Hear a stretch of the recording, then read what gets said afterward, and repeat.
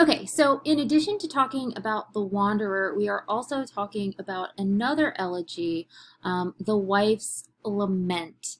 And like the Wanderer, it is focused on exile, isolation, and the suffering of the individual. But it's a little bit different in some ways too. So a little bit of background. I went back and forth on whether or not I was going to do this poem, but I decided to do it only for the simple fact, because of its incredible significance, both in Anglo-Saxon literature and early British literature, because it is the first and one of the only surviving examples of female authorship and perspective in Anglo-Saxon literature and early British literature. And it is one of the only poems that deals with male female relationships. All of the other literature of the time is really focused on the relationship between men and warriors and the relationships between lords and their thanes. It is considered to be a Frauenlied, which is a female song or a female story. So a little note um, on women in Anglo-Saxon culture, the really only source of agency that a woman had was wealth. If she was wealthy, she could choose to marry where she wanted to be. I mean, marriage for women is probably the only sense of agency that they really have, because it is that ability to be mobile. But another kind of way that women, a way that's different from our modern versions of we don't really have women like this anymore. But in Anglo-Saxon society, women could also be used as peace weavers, and these were women who married into feuding families to make an alliance or to keep peace. So they're really kind of these. I mean, in some ways, it's a very powerful position to be in if it works out in the woman's favor. It doesn't necessarily in the case of this poem, but the focus of this poem is, and this is why it's so significant, is on the emotional drive of a woman's situation in exile, not a man's. So I've broken down the structure of the poem like I did with The Wanderer, and in lines 1 through 5, it really establishes a tone and theme of the poem, one of sorrow, one of exile, one that really kind of sets us up for that kind of sorrowful mood. In the next couple of lines, in lines 6 through 14, we find out the events responsible for her exile, which is a little bit ambiguous. Lines 15 through 26, this contrast between her past and her present. She used to be happy, now she's sad, in relation to her husband. And then in lines 27, we get this kind of increase of passion with her description of her environment, the place that she's been exiled to. And the final lines, we get this kind of description of exile's physical and spiritual torment and these curses of happy people and those responsible for her anguish. So I want to take a look at our speaker of the poem. She is a wife, she is a woman, and she tells us in lines 1 through 2 that she wishes to assert her story, which I think is pretty significant, and it kind of harkens in the future to The Wife of Bath. She says, I shall make this song about me, my own fate. Surely I can tell what suffering I endured. And so she's not leaving it up to someone else to tell her story. It's her suffering. She wants to be the one to tell of it.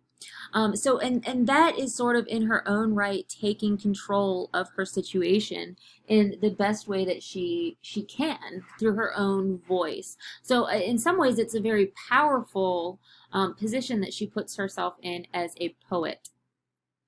And we also find out in the first couple of lines that she has endured suffering since I came of age, both new and old. Nevermore I endure without end the misery of exile. So this idea of coming of age, that's when a woman is able to be married. And so we get the sense that her troubles begin with her marriage to her lord or her husband. And so I know that this is kind of an interesting poem, and if you're kind of confused on what's going on, don't feel bad, because nobody really knows what this story or what this poem is really about. It is a fragmented text, and because of that, there's been little agreement on the poem's interpretation. However, there are two ways that it can be read, and I'm going to talk a little bit about the various interpretations of the text, and then I'm kind of going to give you my take on what I think about that. So I want to focus a little bit about the cause of her exile, and or the source of her exile, and it's kind of twofold. There are like I said, there are two interpretations of how to read this, and one interpretation is that she is exiled because, and if I want you guys to think back to the reasons that somebody would be exiled in Anglo-Saxon society that I talked about in when we talked about the wanderer. One is if the with the death of a king and you've outlived all of your kinsmen, and we know that that's not true because his kinsmen and his community is very much alive. And the other way that someone could be exiled is disloyal, is showing a sense of disloyalty or an act of treason. And one interpretation is that her husband is sent away because he has displayed some sort of disloyalty to his king, and he has been punished or banished. She says that he departed his people over tossing waves. And this kind of shows that he is separated from his group of people, his clan, and they may or may not have kind of left on good terms. And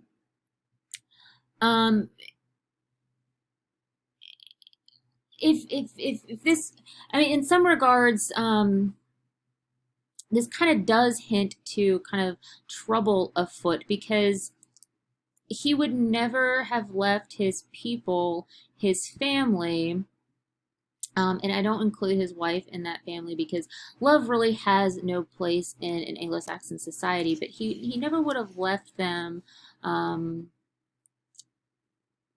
of unwillingly. But regardless of those kind of complications, one interpretation is that he is exiled for treason. And because of his treasonous acts, she too must be punished and is sent to live in her little earthen hovel.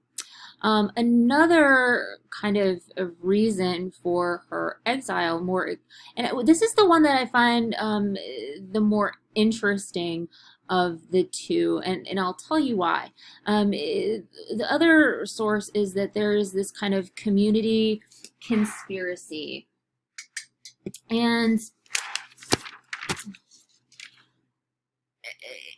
we get this sense that she is, I mean, Tolkien, I mentioned him before, is responsible for really kind of bringing up this widely accepted notion that she is a peace weaver. She has been sent to live among this man's people to bring peace to the community, peace to the tribe between various people. So the other source of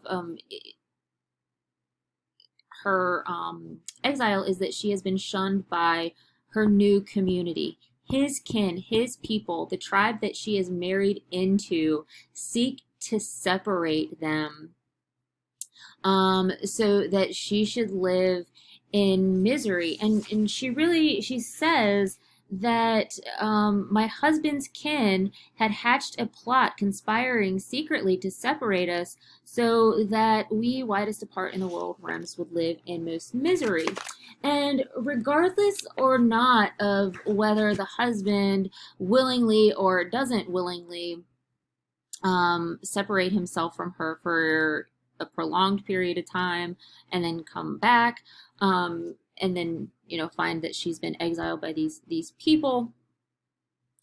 The fact of the matter is that she is not accepted by the community. It goes back to that importance of belonging, of having a sense of permanence. And that's really what community represents for an Anglo-Saxon society. It's this sense of permanence, of having something to belong to. So she is not accepted because she is an outsider. And how do we punish outsiders? Well, we put them on the fringes of society. So that is another source of her exile. And whether or not and here's, I guess, my take on these two varying different perspectives of her exile and her isolation. The cause of her exile really isn't, it doesn't matter. And I think what does matter is that we look at this poem from her perspective. It doesn't matter if we get the real cause or the root or the history of her husband and their people or whatever. Regardless of the circumstances surrounding her exile, the point is that she's been banished. Her dreams have been dashed. She's the one who is suffering. And I think if it makes sense to really look at her position. I mean, what is the title of the poem? It is The Wife. And a woman's role in an Anglo-Saxon society, in for most of, up until the 20th century, a woman's role was to be a wife, was to be a mother. And she is denied the ability to do that. And I think it's interesting to look at what marriage means for her. And I don't want to say, I don't want to like pull a Tina Turner and say what's love got to do with it, but love for an Anglo-Saxon society doesn't exist in the way that we as a society, it doesn't have a place, right? Whether it's sexual love or this kind of undying devotion to a woman that you care deeply about, it doesn't matter in the context of this poem. What marriage means for her in particular is a sense of security, a source of companionship, whether it's with the nuclear family, if they were to have children, or companionship among the community of his people. And it is a sense of identity. Remember back when we talked about the Wanderer, I said that a man without a lord is a man without an identity. Well, it's very much true for a woman at this time as well. A woman without a lord, a woman without a husband, lacks an identity. So that is what marriage means for her. Marriage is a place for her to belong. And when her marriage falls to crap, she loses all sense of identity, all sense of stability, all sense of security, all sense of companionship. Everything is gone. She has this reversal of fortune, a reversal of fate, a reversal of weird, whatever you want to call it. And if she is a peace weaver, she has gone into this situation. I mean, think about it from like I said not to think about it from a modern point of view, but if you do think about it from a modern point of view, what happens when, if she is a peace weaver, she has been brought into a situation where she has been promised certain things, right? When you are married, when you get married, you are promised all of the things that I just outlined: security, identity, companionship, place to belong, security specifically. And she goes in to that marriage, to that relationship with that expectation. And in some ways it is very much, she expects that loyalty from her husband. It's She is giving something to that man, and she is giving something to that community by way of mending a feud, mending this rift. And in exchange for that, she's made promises. Promises have been made to her as well. However, those promises have gone unfulfilled, both by her husband and society. Whether it's his fault or his people's fault is irrelevant. Both promise that she will be accepted into that kind of community, and both fail to live up to their obligations. So I want to mention this kind of idea of transformation or change. And it's interesting to look at what she says. She says in lines 21 through 25, a happy pair, we promised each other that death alone would ever divide us and nothing else. All is changed. Our nearness once is now as though it had never been. So she mentions that there has been a transition, a reversal of their relationship. She has married someone who she doesn't really know, who changes. And the terms of their agreement have changed. There is this lack of loyalty. And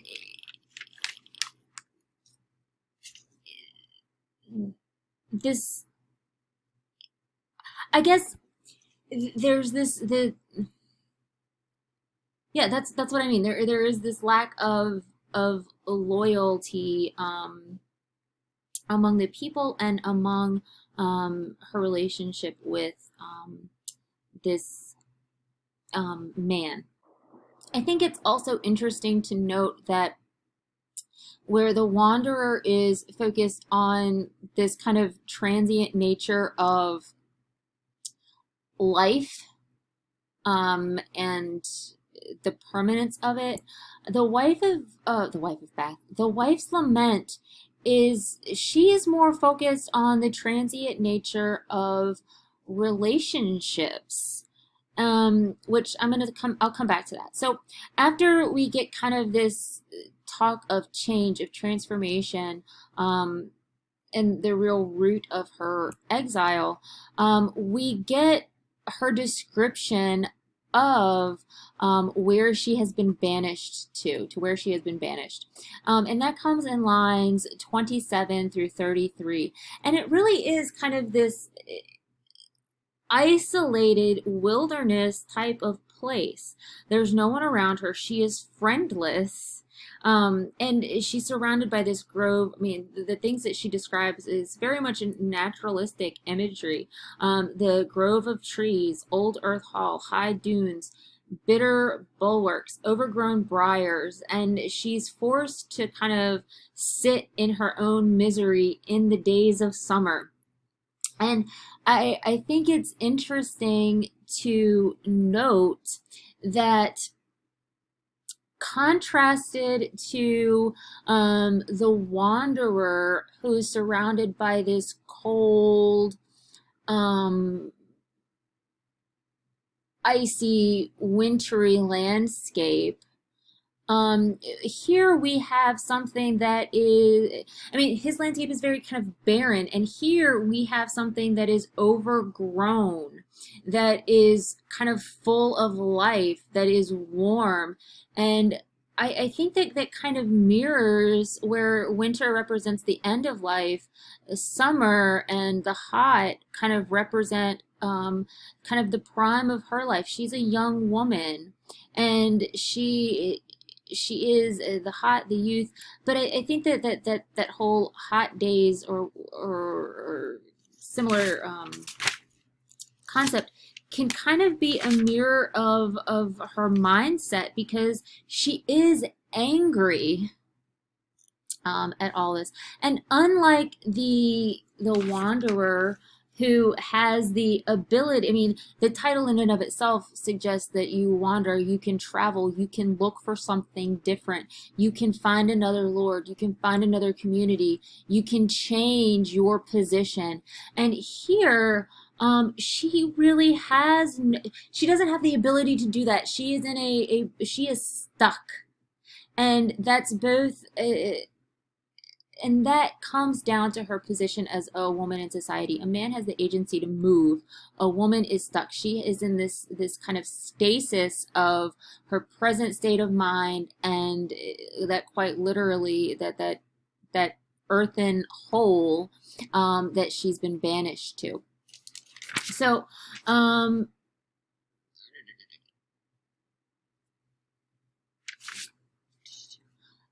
I want to talk a little bit about her final thoughts and how they're kind of different than those of the Wanderer. They are not retrospective. They are not contemplative of, quote unquote, the meaning of life, so to speak, or what it means to be a good man. She does mention the previous past where she was happy, and now she is solely focused on the present.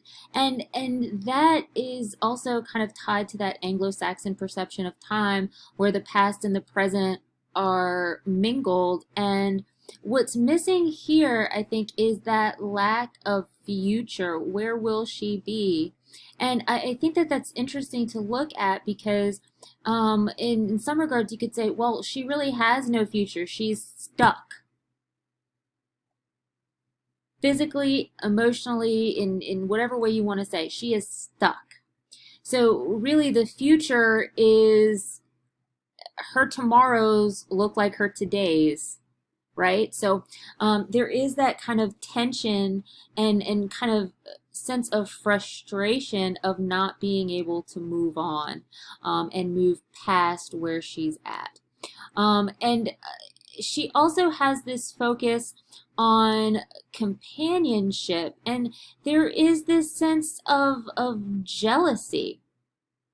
And she says, friends here on earth, lovers lying together, lounging in bed, while I abandon this earthen pit, bewail my many woes, for I cannot obtain comfort for my cares. So she's jealous of people that do have that marriage, that relationship. And I don't mean, again, I don't mean sexual one, but that idea of companionship, of identity, of belonging. She's jealous of those people who have what she no longer does.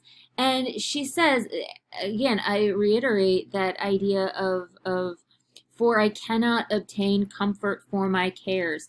She cannot change her position.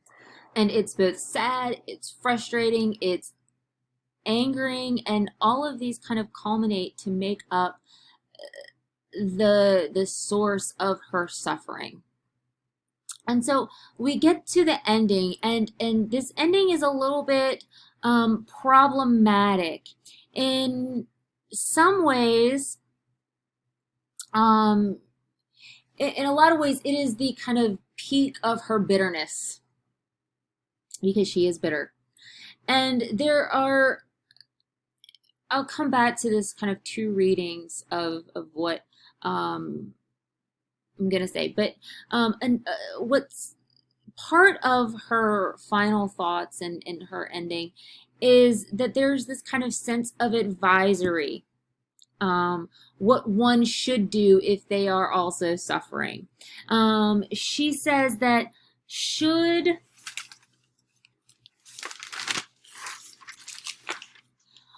if ever anyone should feel anguish, harsh pain at heart, she, um, meaning I don't know if it means her or if it's kind of that impersonal one, she should put on a happy appearance while enduring endless sorrows.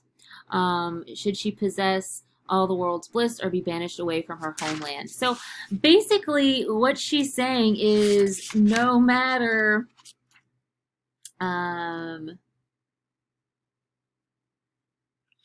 no matter your circumstances, kind of grin and bear it while you're enduring endless sorrow. Don't show pain. And I think in some way, and this is just my reading of it, not showing any pain is not giving people the satisfaction of seeing her suffer. It's like I can't let those people see me in the terrible position that I'm in. I'll be damned if I'm going to do it. And then, of course, there are the two readings where some say that she's cursing her husband for what he's done to her. I hope he's on the shore, longing the way that I'm longing, and woe to him. Um, or you can read it as her being kind of commiserating with him in his state of exile. She knows what he's feeling. The choice is really up to you and how you want to read it. I personally like to think of it as being a curse, because I think that that's where kind of her mindset is. So really quickly, finally, I want to talk about how does this relate to the Wanderer and the other Anglo-Saxon elegy that we read. Well, there are some striking similarities in that they both exhibit and focus on exile, loneliness, the importance of belonging, and loyalty. But there are striking differences in that the depiction of community, where the Wanderer has fond memories of warm and loving community. She's talking about a community that's very much at war with itself, or at the very least at war with her. She has no real sense of permanence, protection, or a sense of belonging within this community like the Wanderer used to have. And she's been displaced among these people and has no one. And where he kind of focuses on the transient nature of life.